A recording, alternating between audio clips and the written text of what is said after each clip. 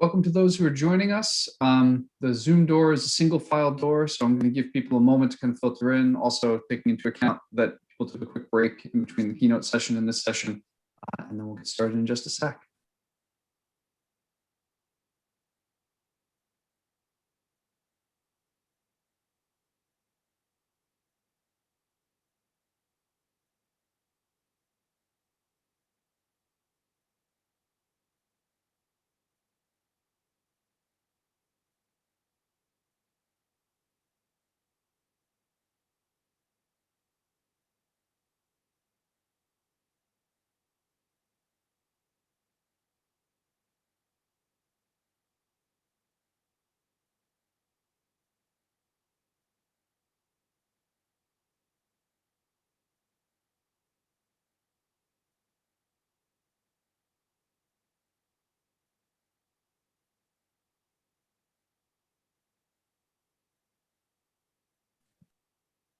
All right.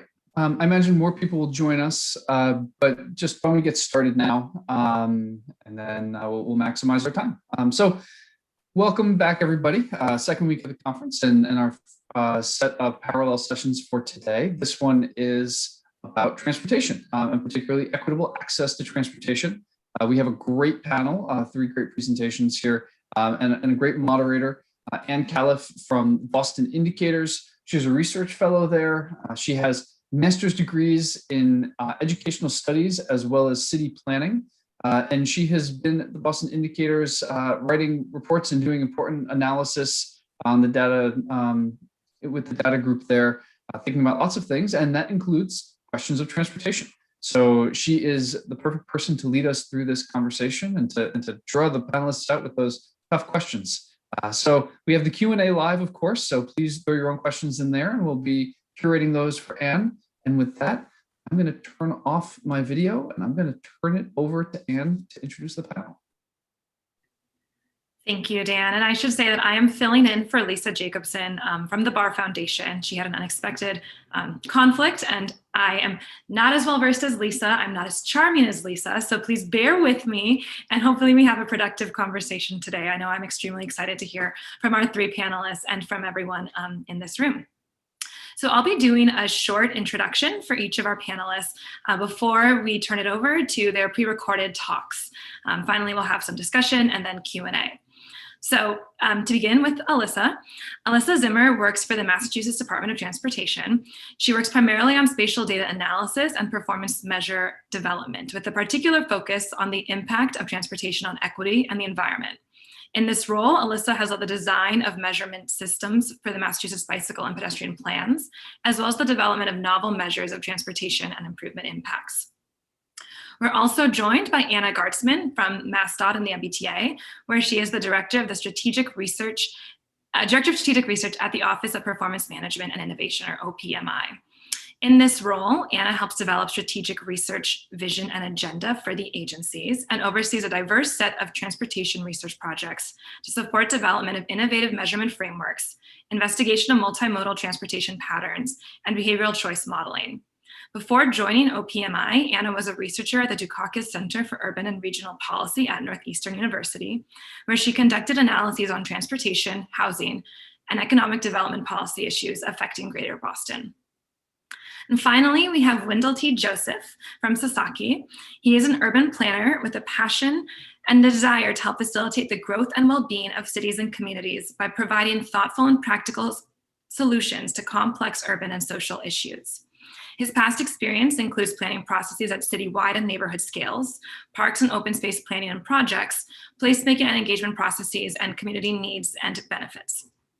Currently at Sasaki, an interdisciplinary design and research firm, Wendell's work is in close collaboration with studio principals and multidisciplinary project teams on research design and planning projects in urban districts, college and university campuses, and neighborhoods and communities around the world.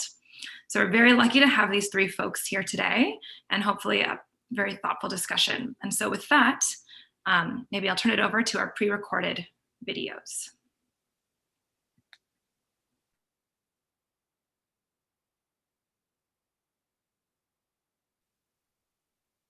Hi, my name is Alyssa Zimmer, and I'm a spatial analyst at the Office of Performance Management and Innovation at the T.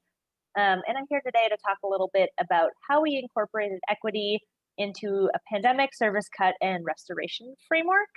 I think, as a lot of people know, transit agencies were hit particularly hard during the pandemic as ridership loss led to revenue losses, and especially during times of uncertainty around federal aid. As an agency, we had to do a lot of planning around how we would cut service if we needed to, and in what ways do we want to bring service back as well. And um, a large part of what we wanted to really prioritize in this service restructuring process was really thinking about which services of ours are essential and serving the most essential trip making during the pandemic. And in a pandemic context, it's especially difficult to know because of data issues which services are actually essential. Um, and the way we've been thinking about what makes service essential is sort of two pronged. The first is ridership propensity, the more basic of the two, really thinking about pre-COVID ridership levels and ridership retention during COVID, and where we're actually seeing more trip making happening on our system. That more often than not during the pandemic reflects actual sort of essential trip making, made primarily by essential workers. Um, and additionally, we wanted to consider transit criticality in our definition of essential service and thinking about where low income people, people of color, and people from no or low vehicle households have been making trips during the pandemic as well. Because we want to make sure that any sort of service restructuring that we do doesn't have adverse impacts on these communities, and that we're really prioritizing this kind of trip making in our decision making. So the approach we came up with was this grid you see on the presentation, where we looked at ridership propensity and transit critical populations, and the sort of services, the routes that had both high ridership and served high transit critical populations were the service we most wanted to preserve access to at our service delivery policy standards. And on the opposite side of the grid, where we see both low ridership and that service is not serving highly transit critical populations, that's where we're most likely to reduce service levels if we needed to. And in those other two parts of the grid where we see low ridership, but that the underlying demand is highly transit critical, or vice versa, is where there's more discussion around trade-offs based on budget availability, depending on a variety of different constraints. And for this presentation, I'm going to mostly focus on transit criticality and how we work to define that in a data constrained environment. So typically we use our rider census, a passenger survey that we do every 5 years to collect passenger demographics. And that's the information we typically use for our equity analyses to help tell us who is riding which of our services. That information is available for all modes and all routes as well. But we know during the pandemic, due to the significant change in travel patterns and that those changes didn't happen universally by all demographic groups, that the information from the rider census was a little bit outdated and not necessarily going to tell us what was essential during the pandemic. And it's extremely common in transportation in general to sort of fall back to residential census data to look at demographics because of data availability issues. But we know from a lot of past research that even pre-COVID, who lives around a station is not necessarily representative of who uses that service and who's making trips in an area. And this is even more true during the pandemic when we know that travel patterns change differently for different groups of people. So instead of looking at demographics of surrounding residents, we chose to look at demographics of surrounding trips. So looking at trip making in the area that our service runs through and seeing what was the demographic makeup of that underlying demand. This is really important because it captures, for example, a low-income person traveling between two high-income places, and we think it's a much closer source of truth to actual travel and that it's better to base transit decisions on that actual travel as opposed to residence. And so we decided to take this trip-based equity approach for this measure in particular. At the Department of Transportation, we have access to a data source known as Streetlight, which is anonymous cell phone location data that gives us information on underlying travel demand based on actual trip making. So this is great because it's regularly updated throughout the pandemic, unlike much of our service data, which we've been unable to update. It's available for the entire T service area and comes with demographic information. So we're able to really isolate sort of travel demand in an area for different groups of people and think about which of our service is better matched with the trip making patterns for transit critical populations. And as far as the actual methodology, we created an extremely simple process. First, we pulled travel data from Streetlight, looking at trip starts in all block groups in our service area. We did a really simple GIS analysis to link block groups to all of our services, and then aggregated all of our travel data up by demographic group to the route level, basically. And the final transit criticality index that we created is super simple. We summed up all trips made by all three transit critical groups, low-income people, people of color, and people from low or no vehicle households, and divided that by the total number of trips made along the corridor for any given service.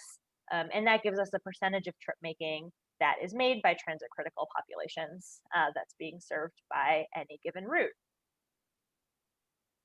And overall, this approach worked really well for us, even though we weren't using actual ridership data and we were using sort of underlying travel demand. It really pulled out the places we expected from sort of qualitative research that we had done into sort of equity on our system and what we've been seeing as far as ridership patterns. On the right, you'll see a map showing example results for commuter rail stations, where commuter rail stations within Boston, particularly the Fairmount line, and commuter rail stations at gateway cities were all flagged as serving a significant proportion of trips made by transit critical populations. Overall, this approach had a lot of benefits for us. It was based on current travel patterns, which is great. We were actually able to use pandemic data as opposed to pre-pandemic data to make decisions, which was super important to us.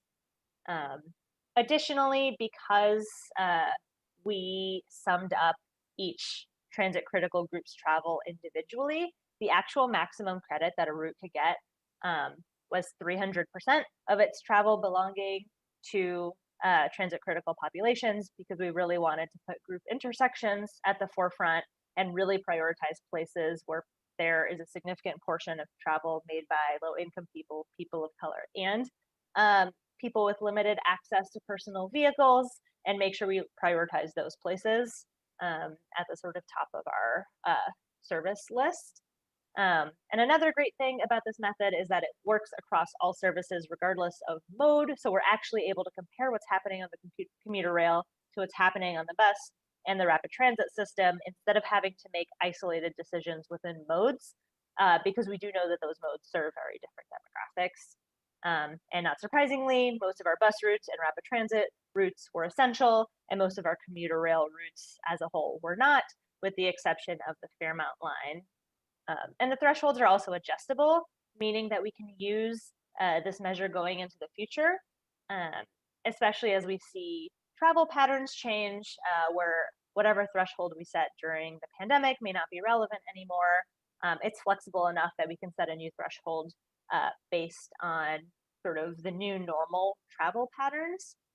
And in general, we hope to sort of carry this sort of approach forward as we're making decisions about service restoration and incorporate more of this transit criticality approach into our service delivery policy to measure a little bit more consistently over time. And yeah, that's it for the high level introduction on our transit criticality measure. And I'm happy to take any questions that people may have about this. Thanks.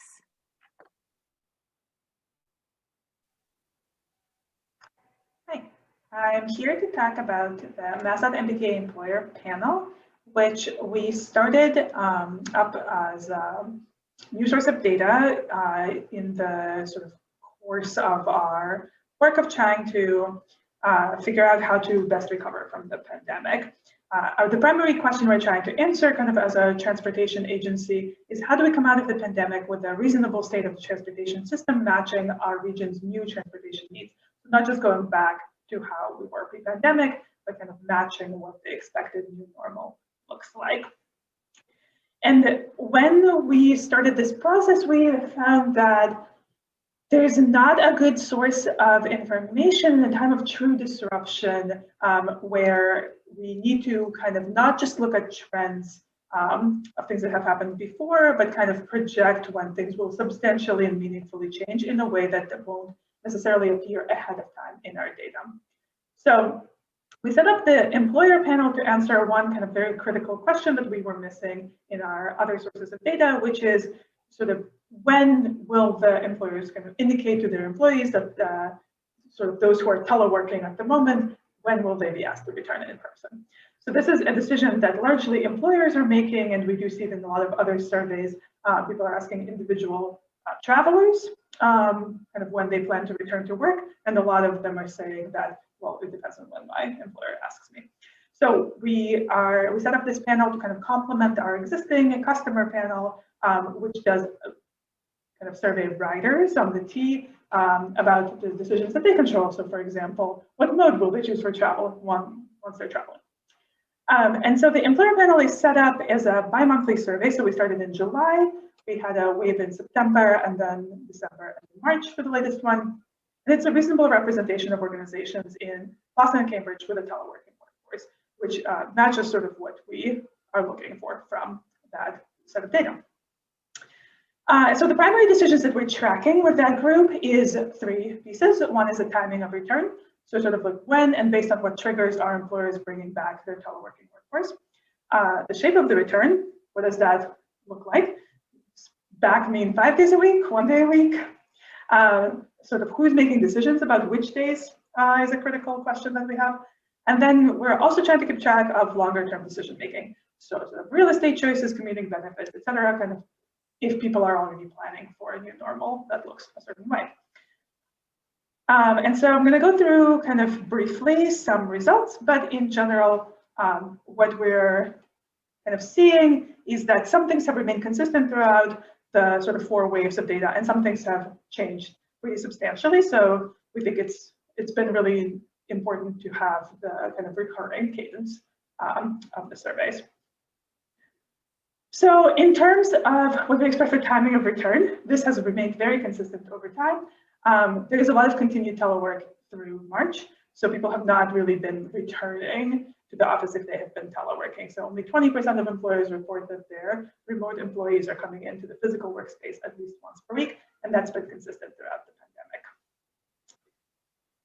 Another thing that's been really consistent is that a lot of organizations have not been and are not ready to set a firm return date for their teleworking workforce.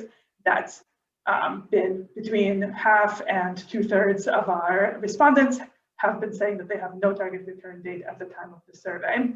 And the reason for that is that the triggers for the return have been kind of up in the air. And so when we asked earlier in the pandemic, so this is from September 2020, what factors are organizations considering for returning their teleworking workforce back to the office? A lot of it's focused on medical advancement and the state plan, and sort of school availability and childcare availability for their employees. And over time, that has really solidified into much more specifically based on the vaccine timing. So right now, as of March, 2/3 of organizations are not planning to return their employees to the workforce until a vaccine is available for all. And so this is kind of indicating that the transition is likely to be much more gradual than we would have anticipated earlier in the pandemic, when a lot of organizations were saying that they would come back and sort of in a social distancing environment, maybe return part of their workforce, maybe wait for the rest. Right now, it looks like primarily organizations are waiting until the social distancing is relaxed and vaccines are available and school and childcare are all set up. And so we're expecting kind of an all-at-once increase in both roadway and transit travel. So we currently tentatively expect that to happen around fall 2021. We think that's when all of these factors are likely to converge, although of course that depends on the state of COVID at the time. The second question we have is around the shape of the return. So we're tracking kind of what does telework and the new normal look like and who makes the day-to-day decisions. And this has been interesting because the understanding has become much more specific. So we started, this is in September again, we started with this general sense that telework is much more likely in the post-pandemic future. 70% of organizations were saying they were more likely to allow 1 to 2 days per week of telework post-pandemic. Now we have a lot more context. So this is as of March. Many organizations intend to have employees in multiple categories of like amounts of telework. Many organizations will have people who are working in the office 3 or more days per week. About 70%, about half are saying that they will have some employees that are returning in person 1 to 2 days per week. And about a third are saying they will have some employees who are working remotely all of the time. But another thing we know is that although many organizations are planning to have employees in all those categories, they are planning for the majority of their workforce to be in person 3 or more days per week, and relatively few people in those other 2 categories. And so overall, though we anticipate that telework is here to stay, the sort of employer perspective appears to be that the details are largely up to the individual employees.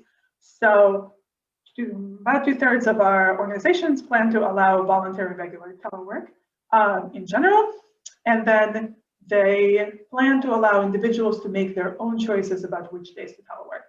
So because of that, the vast majority of employers don't yet know what days of the week their employees will be on site and what percentage of employers will be in any given day of the week. And so in summary, although we expect partial telework, we expect the majority of that to look like that the employees are in the office about 3 days per week with less interest in less in-person work, but that the individual decisions will be largely up to the individual. And so our main takeaway here is that overall commute travel is of course expected to decrease due to the increased telework, but also given how much flexibility is being given to the individuals, we expect that there's going to be some geographic divides in terms of transit and demand and travel in general, where people who live farther away and for whom commuting in is less convenient will likely choose to work remote more often. And so there are implications for kind of modal and geographic expectations. And lastly, we also track kind of long-term decision making. And what I want to say here is that we're mostly tracking a lot of uncertainty, and it's been very consistent. So this is, we asked in September, is your organization making any decisions about changes to the physical office location? And for the most part, not at all. And even those that are, it seemed to be unrelated to the pandemic. We checked again in March, and again, 2/3 are not considering any longer term changes. Despite many media stories over the course of the pandemic that have indicated sort of one long-term trend or another, we have seen a really consistent response from the panel where most organizations are not yet making longer-term decisions around real estate or transportation benefits. Hello, it's a pleasure for us today to share with you Get There, an online story map that spatially explores the challenges of mobility access in gateway cities, specifically in Lynn and Malden. My name is Wendell Joseph. I'm an associate and an urban planner at Sasaki. And my name is Kaing Rao. I'm an urban planner and data analyst at Sasaki. Together, we're part of a small but diverse team of designers and planners who worked on this project. I'd like to first start off by talking a bit about our approach, starting with the what. Uneven access and experiences with mobility is an issue in the Boston metro region. While there have been great efforts at the state and local level to address these inequities, the legacy of discriminatory community and development practices continues to influence the flow of capital and investments made in the built environment. This results in communities where there have been considerable challenges in how residents move freely, safely, and comfortably. We've seen these inequities play out in real time during the coronavirus pandemic, where Boston neighborhoods most impacted by COVID-19 are also those neighborhoods with the highest proportions of essential workers in the city, who still largely rely on public transit to get to work. Regarding the where, we chose to focus our research on gateway cities, which have long been welcoming entry points into regional economies for many people. However, while the state in general has witnessed an economic boom over the past decade, many cities and communities, including the 26 gateway cities, have not. This disproportionately affects Black, Indigenous, and persons of color, as their share of the population within gateway cities has increased in the past decade. Finally, the who. With equity as a core value of this project, we sought to focus on people and communities that have been harmed and disrupted by their environment. Today, the state defines environmental justice communities, or environmental justice populations, as census block groups that meet one or more of the following criteria. Criteria that deal with household income, race and ethnicity, and English isolation.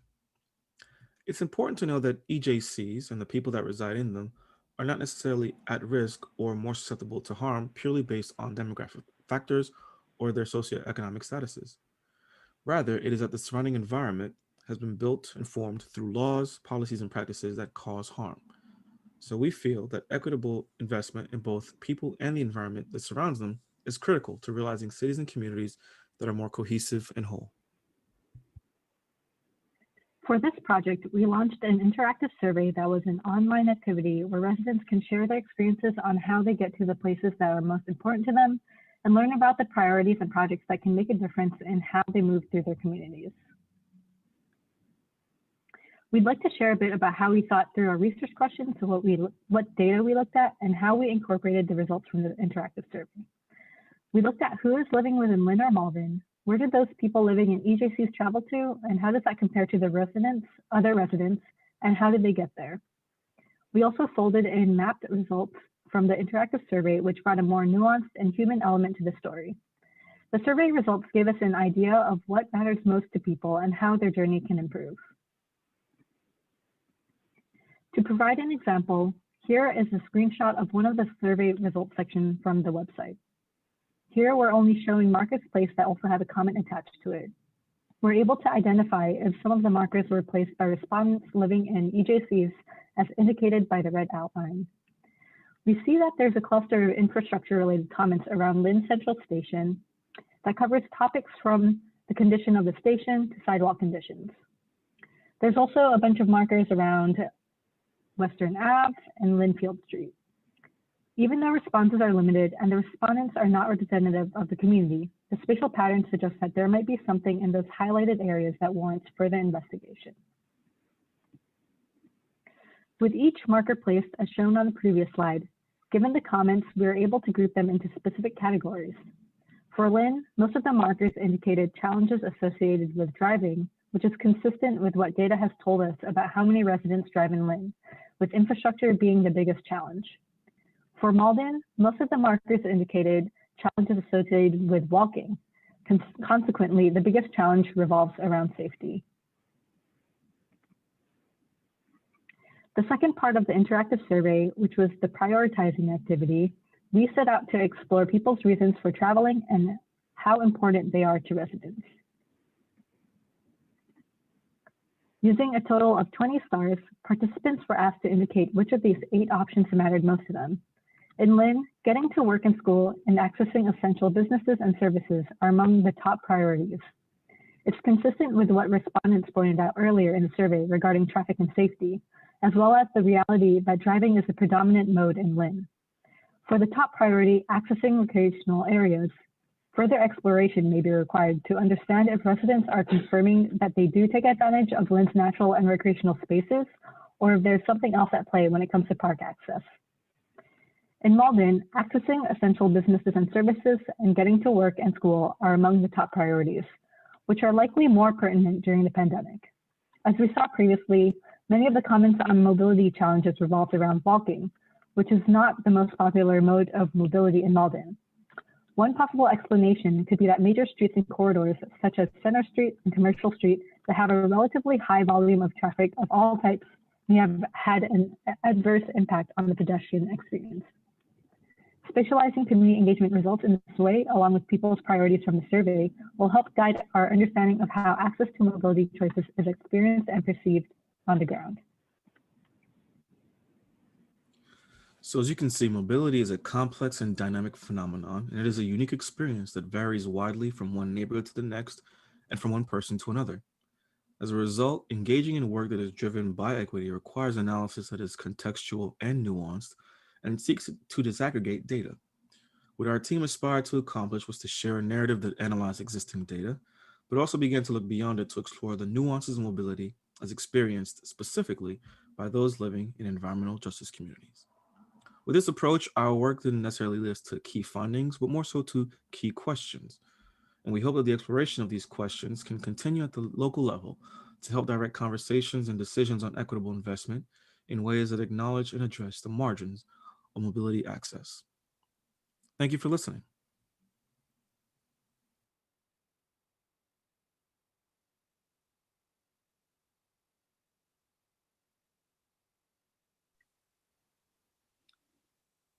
Fantastic. Thank you for those wonderful talks. I know I really enjoyed listening to them. And it's just so fascinating to have folks, from so many different fields, or I guess, Anna and Alyssa, you work in the same office, but from two different fields to have this conversation.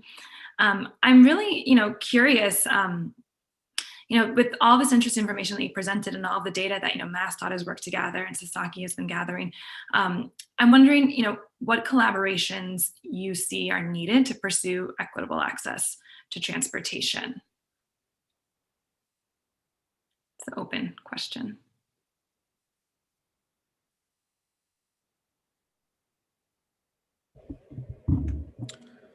I don't mind going first if there are no objections. Well, I think for me, I think a key collaboration is always going to be at the local level.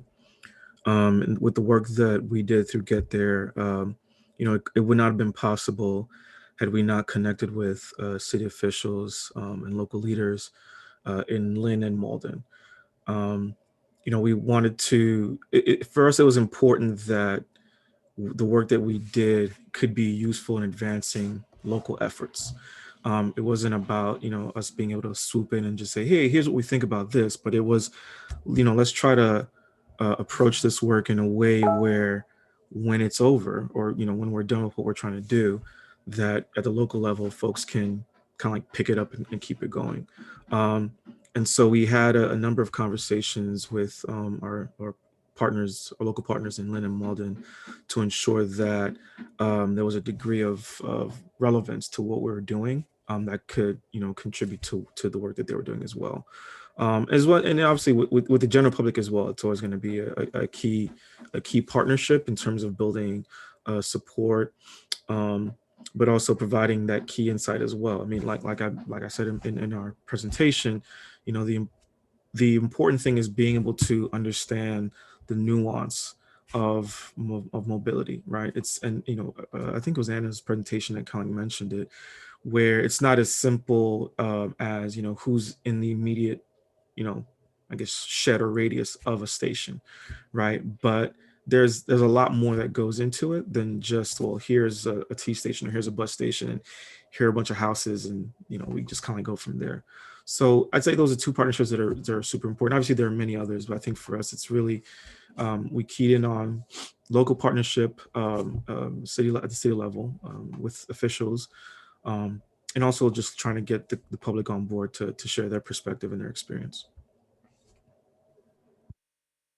Yeah, and I think totally agree with all of that. And to add to it a little bit, sort of obviously our role as the Office of Performance Management and Innovation is to provide data and sort of like actionable data for decision making.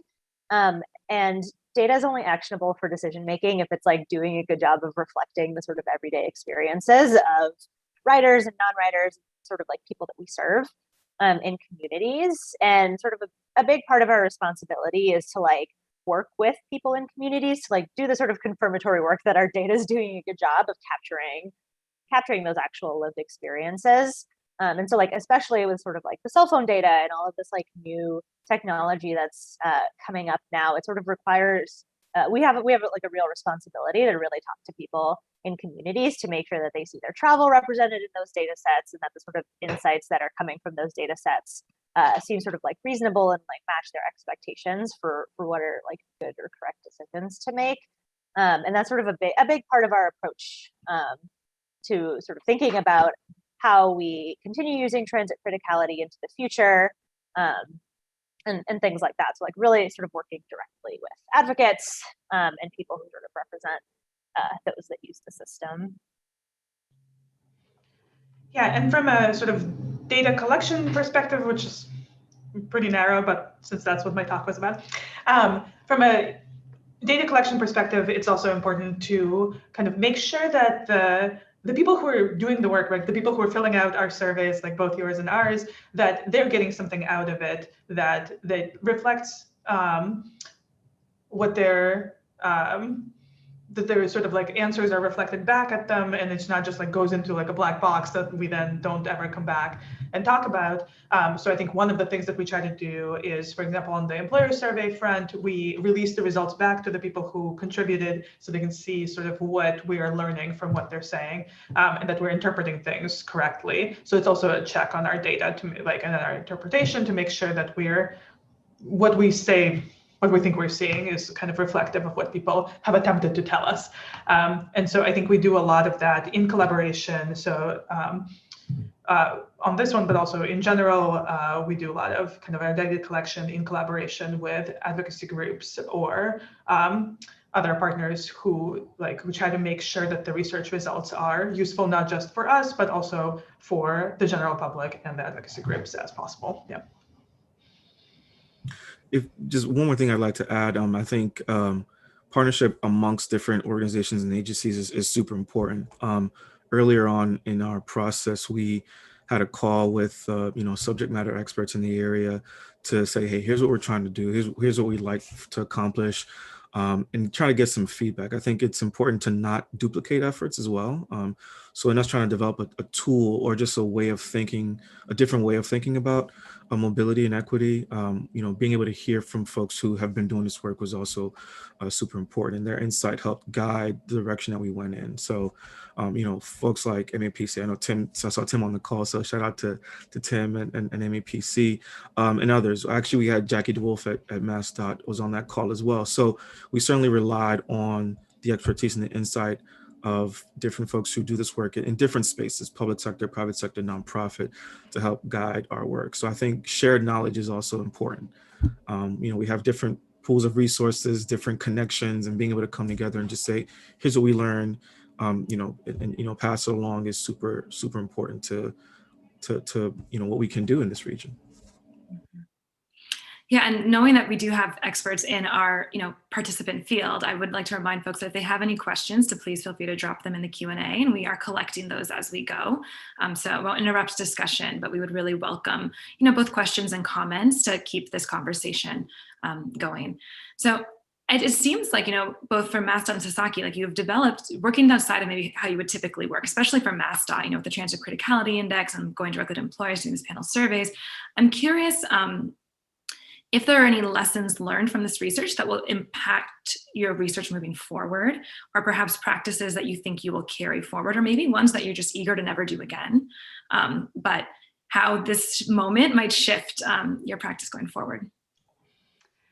Yeah, I think it's been really interesting from a research perspective. Like, it's been awful, but also the pandemic has changed kind of everything we understand about transportation. So a lot of the sort of research we're doing is going back to basics and trying to figure out what is happening right now. As I think, especially for equity conversations, it's important to figure out what base we're comparing against.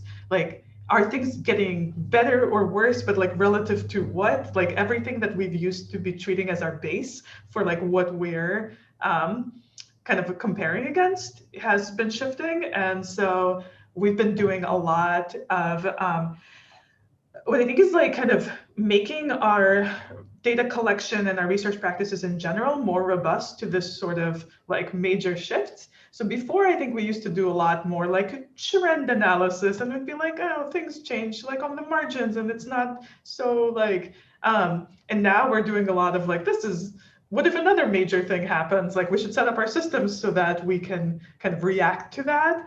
And so I think that's where things like transit criticality that Alyssa presented come in, where it's important to set up a robust enough system that we don't have to set something up again, like in a rush, because that's basically what ended up happening this year is we threw away everything largely that we used to do and just started over. I would like to not have to go through that again.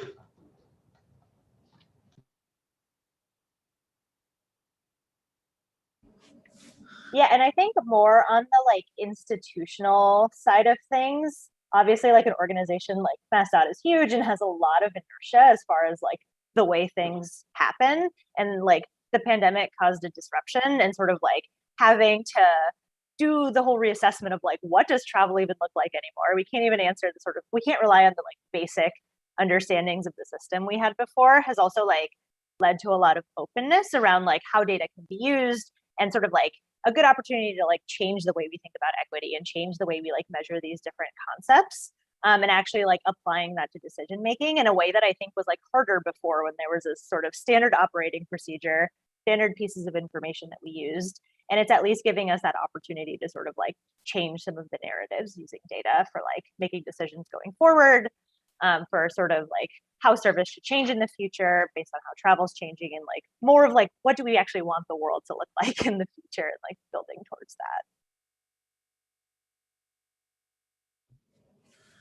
that. Yeah, I guess for me, a couple of things stand out. I mean, I think for one, that disaggregation of data is incredibly important, and it's certainly something that I would love to continue to do, you know, whatever work I may be involved in. I know there's been folks who have been talking about more and more. I think the conversation around data disaggregation is out there, in acknowledging that sometimes, oftentimes, data masks. It can mask certain things that shouldn't be masked, right? It's easy to overlook some important details that have some significant policy impact, really. And so in our case, looking at data that was readily available, but being able to parse it out between EJCs and non-EJCs was important for the work that we were doing. And it wasn't, you know, at least in our case, there weren't huge disparities, but it was subtle enough where, you know, it's like, well, how much of a difference does that make? Like commute times, for example, right? Commute times in, you know, environmental justice communities were generally shorter than in non-EJCs, so particularly in Lynn, I think, especially. But again, part of that has to do with where EJCs typically were located, right? So, I mean, once you start to break things down, some pretty interesting things come up. And I think that then provides the opportunity to ask different kind of questions that maybe we may not have thought of before. So I think that was, you know, a really important thing, something that we should really look to do moving forward. And I think the same thing goes with how we engage with folks, right? And what kind of questions we ask the general public. You know, experience varies greatly depending on where you live and what you have to, you know, deal with on a day-to-day basis, right? And so even in surveys or just general questions that we ask the public, you know, is there a way we can kind of like pull some of the data apart to kind of get a closer sense of what's happening on the ground, as opposed to just kind of like lumping public input into one giant, you know, bowl and just saying, well, here's what the public had to say. It's like, it may not be that simple. So I think nuance is important, context is super important, and being able to disaggregate data is an important way of engaging in both. Yes, thank you for sharing that. I'm looking at some of the questions that are now coming through the Q&A, and thank you to those that have added those. One question that has come up is, you know, I guess this is maybe a slight departure, but thinking about, you know, the lessons that you've learned and the research that you've gathered, if any of it is informing future electrification options related to last mile and equity concerns.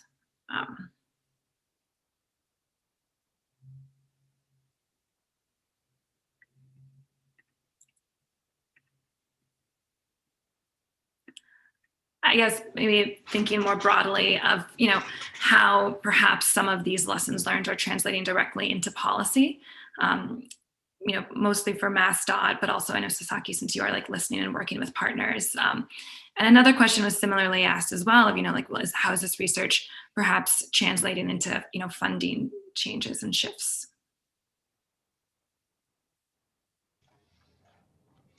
Yeah, I mean, I can give an unsatisfying answer is that I think everything is still in flux. Like, right, everything's shifting. The sort of conversations are.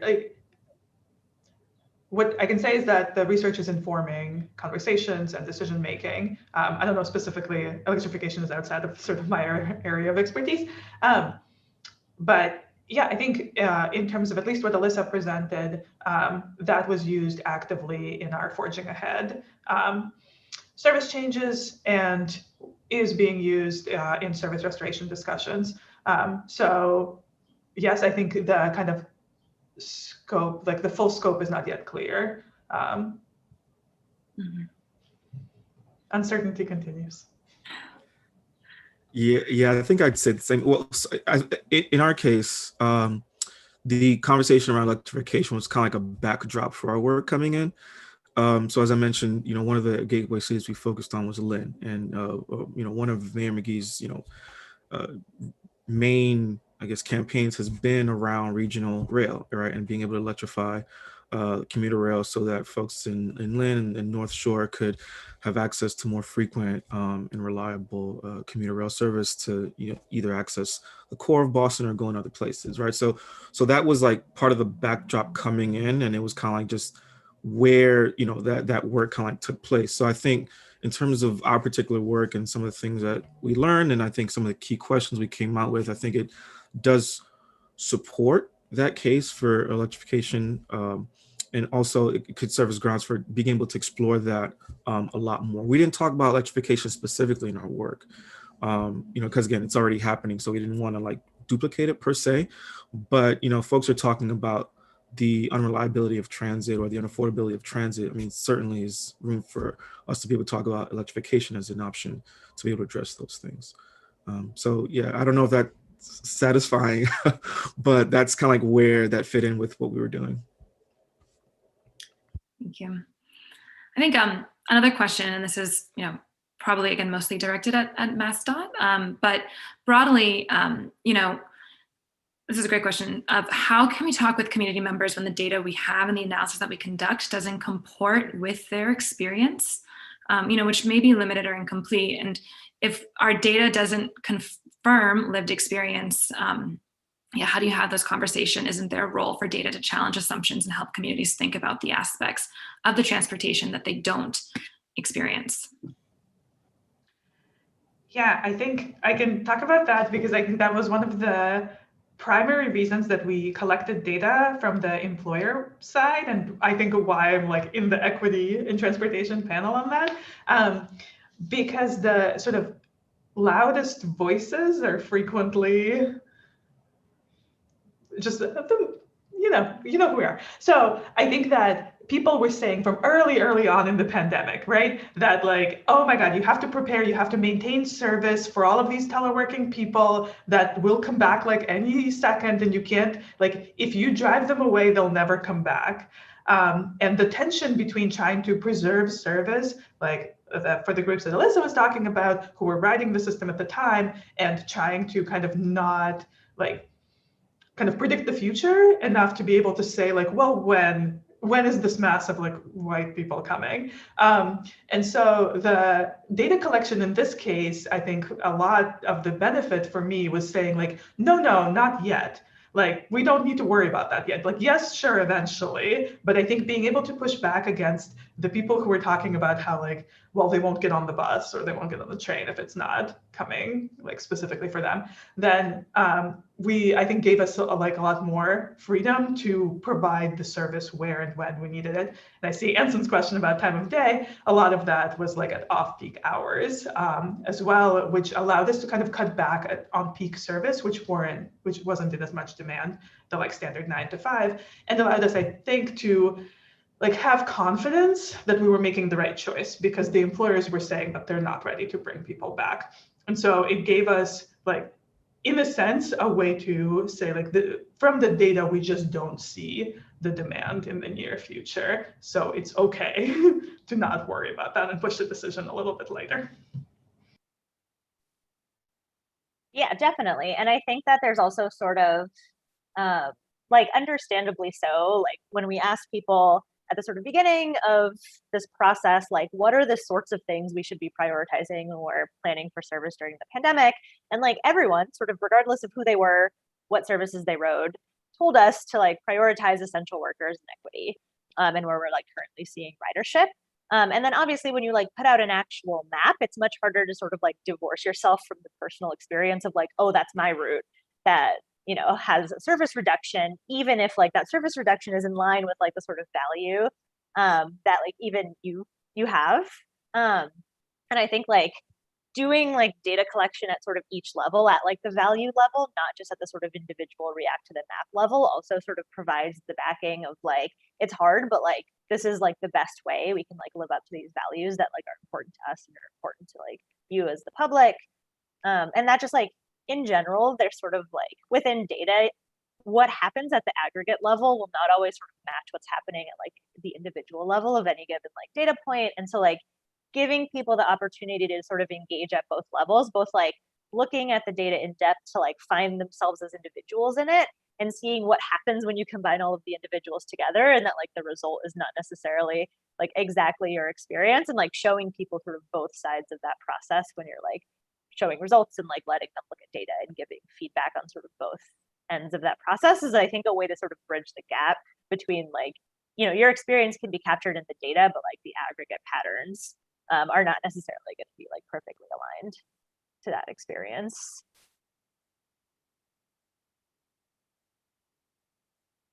I'd be curious too, Wendell, if you have any response to this question, because it does seem like, you know, your project did a great job of aggregating community responses, and I'm curious how you know that served as like a for conversation in Lynn and Malden. You know. Yeah, I mean, I think the question that Tim raises is an important one. I mean, I think it's there's a bit of a back and forth to some extent. Yeah, you know, I would agree that data can challenge some assumptions that, you know, folks may have. I would also say, though, that the lived experience is an opportunity to challenge us, you know, some of the, I guess, some of what data would suggest, right? So it's like a very, it's a bit of a dance. And I think it's all the more reason why disaggregation is important, so that what we are challenging, what we are assuming, what we are challenging, I think remain, we're assuming the right things and we're challenging the right things. So yeah, I think that's what I would offer to that. It's a delicate balance there. Yes. Well, I know that we're inching towards our end time, and there will be some parting words at the end. I'm curious if, you know, Alyssa, Anna, Wendell, if you want to respond to anything else that, you know, your fellow panelists have shared, or have any other thoughts that perhaps this conversation has provoked for you. Well, I mean, I think Anson's question was a great one, and I do want to shout out to Anson as well, because he was another person that we spoke to earlier on our process, and his insight was great. And I think the idea of, you know, when people travel is super important. You know, so much of our conversations around mobility tends to gravitate towards commute, right? Peak hour, peak AM, peak PM, and like that's kind of like where it ends. And we were hoping to incorporate some of that in our work. In our survey, in the interactive survey, we asked a question about priorities. You know, what matters to you in terms of, you know, where you go, and the different priorities that we list that folks could respond to suggest different temporal aspects, right? So there's weekend trips, there's late night trips, there's, you know, work, this essential services and that kind of stuff. So there's like an element of time to each of those different reasons, each of those whys why people travel. And we were hoping that that can start to uncover some of the temporal aspects of mobility. I can't say that I can't give like a definitive, you know, clear answer to that question right now. Just to say that that's a great question, Anson. I think one that I think we're starting to hear a lot more. I mean, I think people were talking about that pre-COVID, but now that we're kind of like, hopefully moving towards a post-COVID reality, like the idea of thinking about mobility beyond the peak AM, peak PM is going to be incredibly important. So I'd be very interested to see how we respond at a state and local level. Yeah, and I think agreed. I think the kind of research question drives the like level of disaggregation that we would need. And so like you can think of it as being like really, really small. So for example, one of the things we're tracking is like within 5-minute intervals, when do we see people tapping onto the system? Because it used to be that there was like this critical 15 minutes that like there was a huge rush, and then the rest of the peak is just like dealing with that 15 minutes throughout our system. So sometimes you need to look really granularly, but sometimes you just need like, what is a general flexibility, right? One of the things I'm tracking in the employer panel is sort of the willingness of employers to shift by like half an hour or an hour the start time of their employees. And if they're flexible in that way, that would really, really alleviate a lot of the like peak of the peak stress on both the transit system and the roadways. And so agreed with Wendell, kind of like what is going to be the kind of shape of the flexibility going forward and how we expect that to kind of be reflected in the travel patterns is something we're really interested in. And so, but that's like a slightly more coarser kind of level of analysis, I would say. So like to Anson's point, I think any and all disaggregation is useful, but it's not like there's one kind of answer, right? Like each research question has its own special level. Yeah, I don't know. I'm sorry, Alyssa, if you wanted to say something. I just, you mentioned, Anna, something that I think is also important, is that a lot of this question around, the temporal aspects of, and this is me reverting back to the commuting aspect of mobility, but employment itself is a huge factor, right? I mean, I think if you were to look at the breakdown of where people work in a given community, that might say a lot about what the commuting patterns are going to be based on where folks are coming from, right? So if you have a lot of folks in a community that typically work the average the typical 9-to-5 job, that commuting pattern is going to look very much differently than folks in a different community where there were first shift, second, like even nurses, for example, right? There's like the first shift, second shift, third shift, etc. So there, I think it just really speaks to the intricate relationship between just employment and how that impacts and informs mobility. And then that does then spill over into then what does the non-commuting trips look like and when do those happen? I think if to the extent that work from home may be more of a reality for a lot of jobs, I would imagine that does certainly have an impact on the temporal aspects of work, right? Because if I'm at home, then it might be easier for me to run out and run a midday errand before I go back to work, or at home kind of thing. So again, it's super nuanced, and I think it's a very intricate relationship. Yeah, and definitely like from there is really where you get into like the policy implications of like challenging the sort of assumptions we had pre-pandemic of having like transportation systems that are built around 9-to-5 work commutes, and like how that plays into equity and inequity, and what we want for sort of our future transportation network to look like, and like the types of trips we want to be serving.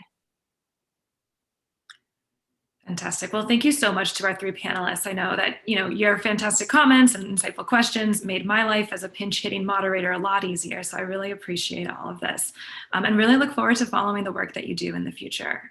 And so with that, I'll turn it back to Dan. Hey, everybody. Thank you so much to the panelists for sharing your work with us. Really great work, and I'm excited to see what it becomes in the next year. And this was a great conversation. Really enjoyed it. And Anne, double thank you to you, not only for moderating, but pinch hitting in this way. I was not equipped to moderate this panel, and so I'm very glad you were able to do this with us. So thank you so much on short notice. So Alyssa, Anna, Wendell, fantastic work. And thank you again. And to the attendees, we don't have a conversation without you. So thank you for coming today. Everyone have a great weekend and a great week. And we look forward to next week, the third week of the conference. Thank you. Thanks, everyone.